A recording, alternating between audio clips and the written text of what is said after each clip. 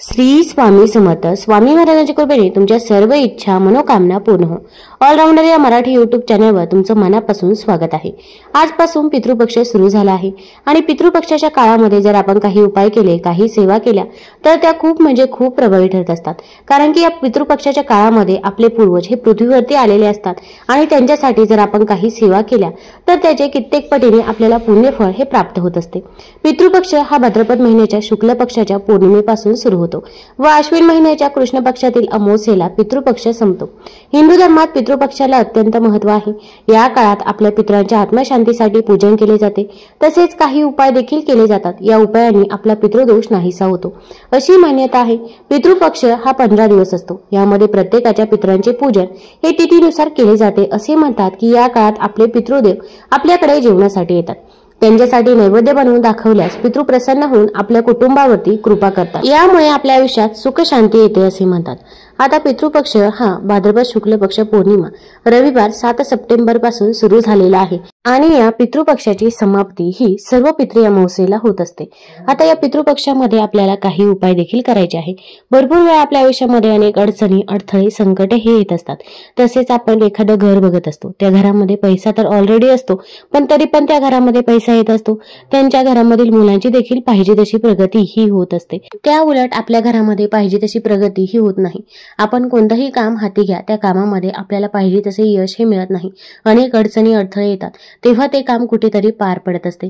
घरामध्ये मुलांचा विवाह जुळून येत नाही, नोकरी मिळत नाही किंवा व्यवसाय अगदी बंद पडण्याच्या मार्गावरती आलेला असतो. घरामध्ये संतान प्राप्ती होत नाही किंवा घरामध्ये पैसा येत नाही. आला पैसा तरी पण तो स्थिर राहत नाही.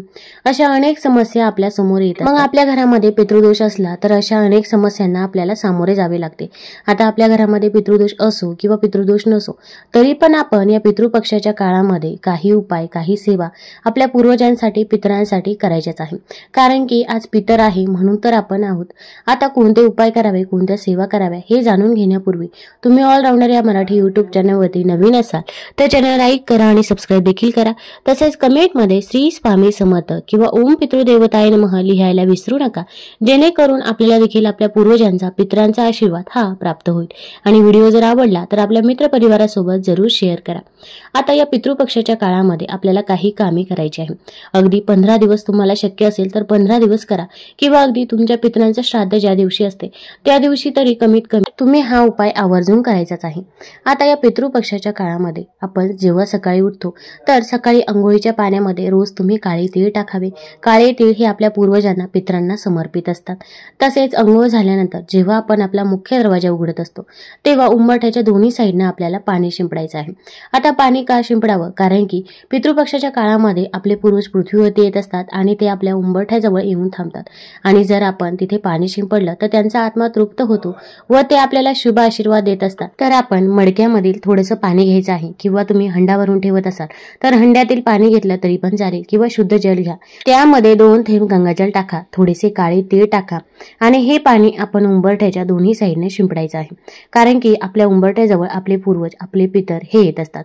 आणि हे पाणी शिंपडत असताना आपण ओम पितृदेवताय नमः, ओम पितृदेवताय नमः या मंत्राचा जप करायचा आहे किंवा आपल्या पूर्वजांचे, पितरांचे स्मरण हे करायचं आहे. तसेच आपल्याला आणखीन देखील या पितृपक्षामध्ये काही उपाय करायचे आहे. तर आपण रोज दक्षिण दिशेकडे थोडंसं पाणी हे अर्पण करायचं आहे. पाणी घ्यायचं आहे, तांब्याचा तांब्या घ्या, त्यामध्ये शुद्ध जल टाका, थोडेसे काळे तीळ, 1 फूल टाका आणि हे पाणी आपण दक्षिण दिशेला आपल्या पूर्वजांचं स्मरण करत टाकावं. यामुळे देखील आपल्या पूर्वजांना मोक्ष प्राप्त होतो, त्यांच्या आत्म्याला शांतीही मिळत असते. आता पितृपक्षाच्या काळामध्ये आपल्याला रोज आपल्या घरामध्ये एक दिवा लावायचा आहे. आता हा उपाय कोण करू शकतो? तर घरामध्ये शक्यतो जी काही वडीलधारी व्यक्ती असतील, आजी असतील, आजोबा असतील तर त्यांनी हा उपाय करावा. आणि त्यांना जर करणे शक्य नसतील अशा वेळेस तुम्ही जरी हा उपाय केला तरी पण चालेल. फक्त सूतक असेल किंवा मासिक धर्म असेल तर या काळामध्ये आपल्याला हा उपाय करता येणार नाही. आता अगदी पितृपक्षामध्ये रोज 15 दिवस तुम्हाला शक्य असेल तर 15 दिवस करा. आणि 15 दिवस जर जमले नाही तर कमीत कमी आपल्या पितरांचे श्राद्ध ज्या दिवशी असते त्या दिवशी तरी तुम्ही हा उपाय करायलाच हवा. तर आपण एक प्लेट घ्यायची आहे, प्लेटमध्ये अखंड तांदूळ टाकावे, तांदळावरती आपण हळदी कुंकू अर्पण करायचं आहे आणि त्यावरती आपण मातीची पंती किंवा कणकेचा दिवा ठेवायचा आहे। यामध्ये दुहेरी वातीची एक वाट टाकायची आहे, यामध्ये मोहरीचं तेल टाकावं। आता यामध्ये मोहरीचंच तेल टाकायचं आहे, मोहरीचं तेल नसेलच तर मग अशा वेळेस तुम्ही शुद्ध तुपाचा वापर करू शकता, पण शक्यतो तरी तुम्ही बाजारामधून मोहरीचं तेल हे घरी घेऊन यावं आणि मोहरीचं तेल या दिव्यामध्ये टाकावं। आता मोहरीचं तेल टाकायचं आहे, दिवा प्रज्वलित करायचा आहे, दिव्याला हळदी कुंकू लावायचं आहे, फूल व्हायचं आहे आणि हा दिवा आपल्या घरामध्ये दक्षिण दिशेला ठेवायचा आहे। तुमच्या घरामध्ये जी पण दक्षिण दिशा असेल तर त्या दक्षिण दिशेला हा दिवा ठेवायचा आहे। आता घराच्या बाहेर देखील तुम्ही दक्षिण दिशेला हा दिवा ठेवू शकता। घरात जर शक्य नसेल तर घराच्या बाहेर दक्षिण दिशेला हा दिवा ठेवला तरी पण चालेल। तिथे एक बसकर घेऊन बसायचं आहे आणि थोडेसे काळे तीळ आपण हातामध्ये घ्यायचे आहे। 11 किंवा 21 काळे तीळ हातामध्ये घ्यावे आणि हे काळे तीळ आपण त्या दिव्यामध्ये टाकायचे आहे आणि आपण आपल्या पूर्वजांचं स्मरण करायचं आहे। सर्वात प्रथम आपण आपल्या पूर्वजांकडे माफी मागायची आहे। आपण म्हणायचं आहे, माझ्याकडून जर काही चूकभूल झाली असेल, घरातील लहान्यांकडून मोठ्याकडून जर काही चुका झाल्या असतील तर त्याबद्दल आम्हाला माफ करावे, पण इथून पुढे आमच्याकडून जशी सेवा होईल तशी सेवा आम्ही तुमची नक्की करू, असे आपण आपल्या पूर्वजांना म्हणायचं आहे। आणि तिथे बसून आपण पितृअष्टक पठण करायचं आहे, पितृस्तुती म्हणायची आहे। तुम्हाला म्हणणे शक्य होत नसेल तर मोबाईलवरती लावून द्या, श्रवण केलं तरी पण चालेल। त्याचसोबत आपण ओम पितृदेवताय नमः, ओम पितृदेवताय नमः या मंत्राचा जेवढ्या वेळा शक्य होईल तेवढ्या वेळा जप देखील करायचा आहे। आता ही सेवा अगदी तुम्ही रोज 15 दिवस देखील करू शकता, यामुळे आपल्या पूर्वजांना मोक्ष प्राप्त होतो। आता या सेवा करून झाल्यानंतर आपल्या पूर्वजांना मोक्ष प्राप्त व्हावा, त्यांच्या आत्म्याला शांती मिळावी यासाठी देखील प्रार्थना करायची आहे आणि तुमची जर काही अडचणी अडथळे असतील तर त्याबद्दल देखील आपण आपल्या पूर्वजांना म्हणायचं आहे। घरामध्ये पैसा येतो पण तो पैसा स्थिर राहत नाही, मुलांचा विवाह जुळून येत नाही, नोकरी मिळत नाही, घरामध्ये संतान प्राप्ती होत नाही, जे काही आहे तर ते मनापासून आणि श्रद्धेने आपण पूर्वजांना सांगायचं आहे। तुमचा आशीर्वाद आमच्यावरती सदैव असू द्या असे आपण आपल्या पूर्वजांना म्हणायचं आहे। आता या पितृपक्षाच्या काळामध्ये संध्याकाळी जर हा दिवा लावला तर किती वेळ प्रज्वलित ठेवायचा आहे, तर कमीत कमी आपली सेवा झाल्यानंतर 2 तास हा दिवा प्रज्वलित राहील याची काळजी घ्यायची आहे, किंवा अगदी रात्री 12 वाजेपर्यंत जरी शक्य असेल तर रात्री 12 वाजेपर्यंत देखील तुम्ही हा दिवा प्रज्वलित ठेवू शकता। आता दुसऱ्या दिवशी यामधील जी काही वात आहे किंवा अगदी जे काही काळे तीळ आहे तर ते तुम्ही वाहत्या पाण्यामध्ये प्रवाहित करायचे आहे। अशाच प्रकारे तुम्ही 15 दिवस हा दिवा प्रज्वलित करू शकता। तसेच या पितृपक्षाच्या काळामध्ये आपण संक्षिप्त भागवत जरूर पठण करायचं आहे, किंवा अगदी पठण करणे शक्य नसेल तर मोबाईलवरती लावून द्या, श्रवण केलं तरी पण चालेल। पण या काळामध्ये जर आपण संक्षिप्त भागवत पठण केलं किंवा श्रवण केलं तर आपला पितृदोष हा दूर होत असतो व घरामध्ये सुख शांती समृद्धी ही देखील नांदत असते।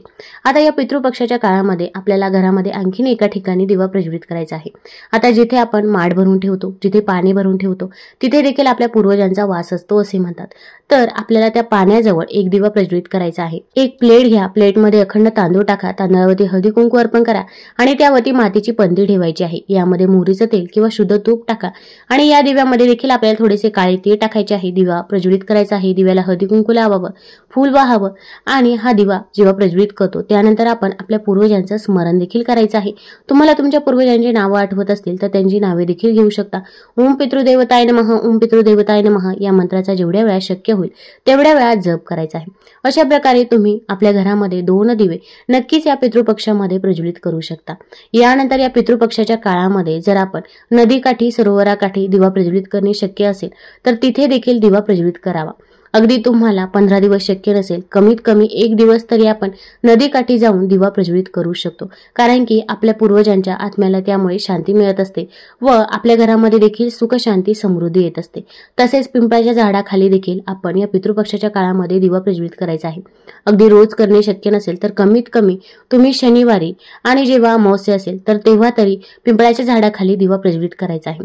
तर कणकेचा चौमुखी दिवा बनवायचा आहे। यामध्ये मोहरीचं तेल टाकावं, थोडेसे काळे तीळ टाकावे, त्यासोबत आपण थोडीशी साखर घ्यायची आहे आणि थोडेसे काळे उडीद घ्यायचे आहे, शुद्ध जल घ्यायचं आहे, त्यामध्ये 2 थेंब गंगाजल टाका, कच्चं दूध घ्यायचं आहे, त्यामध्ये हळद टाकायची आहे आणि हे सर्व घेऊन पिंपळाच्या झाडाजवळ जायचं आहे। आता तुमच्या घरामध्ये जर एखाद्याला वाटत असेल की नजरबाधा झालेली असेल किंवा एखाद्या व्यक्तीचे कोणतंही काम हाती घ्या तर त्या व्यक्तीकडून ते काम पूर्ण होत नसेल तर त्या व्यक्तीवरून आपण हे काळे तीळ उतरवायचे आहे। आता हे काळे तीळ आपण 7 वेळा त्या व्यक्तीवरून उतरवायचे आहे। उतरवत असताना म्हणायचं आहे, माझ्या मुलाला जी काही इडापिडा, नजरबाधा, दुःख, दारिद्र्य, गरिबी, संकटे, अडचणी, अडथळे माझ्या मुलाच्या मागे असतील तर ते पूर्णतः दूर होऊ दे, असे आपण म्हणायचं आहे। अगदी आपल्या प्रत्येक मुलावरून तसेच स्वतःवरून देखील हे काळे तीळ उतरवावे।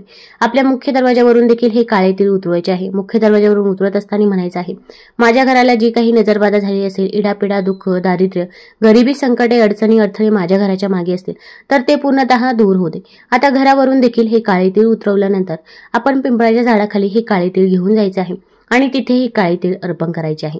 तिथे अर्पण करत असताना म्हणायचं आहे, माझ्या घराला, मुलांना जी काही नजरबाधा झालेली असेल तर ती पूर्णतः दूर होऊ दे। त्यानंतर तिथे आपण कणकेचा चौमुखी दिवा ठेवायचा आहे। आता या दिव्याखाली आपण एक आसन देखील द्यायचं आहे। गुलाबाच्या पाकळ्या ठेवू शकता, पिंपळाच्या झाडाचं पान ठेवलं तरी पण चालेल, किंवा अखंड तांदूळ ठेवायचे आहे। तांदळावरती हळदी कुंकू अर्पण करावा आणि त्यावरती हा कणकेचा चौमुखी दिवा ठेवायचा आहे। यामध्ये मोहरीचं तेल टाकावं, तसेच थोडेसे काळे तीळ टाकायचे आहे। काळे तीळ टाकत असताना आपण आपल्या पूर्वजांचं, पितरांचं स्मरण करायला विसरायचं नाही। तसेच आपण आपल्या पूर्वजांकडे माफी देखील मागायची आहे। पिंपळाच्या झाडामध्ये साक्षात भगवान विष्णूंचा वास असतो, माता लक्ष्मीचा वास असतो, त्यामुळे पिंपळाच्या झाडाला अनन्यसाधारण महत्त्व आहे। आणि या पितृपक्षाच्या काळामध्ये आपण कमीत कमी एकदा तरी चौमुखी कणकेचा दिवा हा पिंपळाच्या झाडाखाली हा लावायचाच आहे। संध्याकाळच्या वेळेस हा दिवा लावायचा आहे। तसेच पिंपळाच्या झाडाला शुद्ध जल अर्पण करायचं आहे। कच्चं दूध, हळद अर्पण करावी। तिथे मुंग्या असतात त्यांना साखर अर्पण करायची आहे। तसेच ओम शनी देवाय नमः या मंत्राचा 11 वेळा जप करत 11 उडदाचे दाणे देखील पिंपळाच्या झाडाखाली अर्पण करायचे आहे। यानंतर पिंपळाच्या झाडाला आपण 11 प्रदक्षिणा करायच्या आहे। प्रदक्षिणा करत असताना ओम नमो भगवते वासुदेवाय, ओम नमो भगवते वासुदेवाय या मंत्राचा जप करत राहायचा आहे। आता जप करून झाल्यानंतर पिंपळाच्या झाडाखाली जी काही माती आहे तर ती माती आपण आपल्या कपाळाला लावायची आहे, आपल्या मुलांच्या कपाळाला लावायची आहे। त्यानंतर पिंपळाच्या झाडाला आपण स्पर्श करायचा आहे आणि आपली जी काही इच्छा आहे, मनोकामना आहे तर ती तिथे व्यक्त करायची आहे। कठीणातील कठीण कोणतीही इच्छा असो तर ती जर तुम्ही तिथे व्यक्त केली तर ती इच्छा नक्कीच तुमची पूर्ण होईल। तसेच पिंपळाच्या झाडाचं दर्शन घेतल्यानंतर आपण मागे वळून बघायचं नाही। तुम्हाला जर हा व्हिडिओ आवडला असेल तर आपल्या ऑलराऊंडर या चॅनल लाईक करा, सबस्क्राईब करा आणि आपल्या मित्रपरिवारासोबत जरूर शेअर करा। धन्यवाद।